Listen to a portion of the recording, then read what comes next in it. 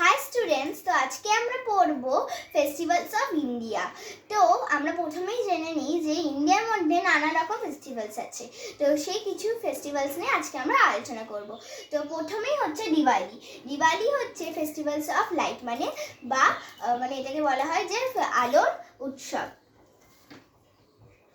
Festivals of light মানে আলোর উৎসব।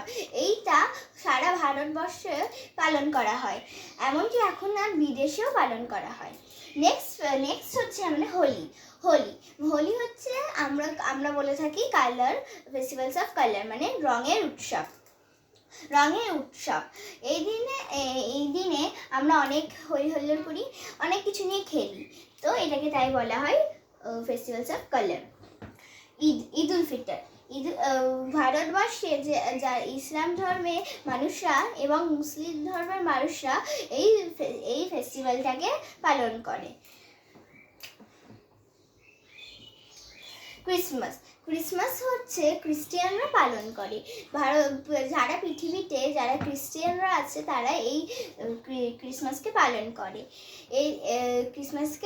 করে। এই দিনে সান্টা ক্লজ, বাচ্চারা খুব খুশি হয়।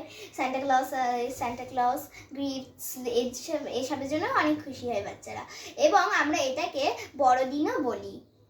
তো এটা হচ্ছে খ্রিস্টান ধর্মরা পালন করে। আজকে আমার এইটুকুই থাকলো, আবার পরের ভিডিওতে দেখা যাচ্ছে। Bye bye.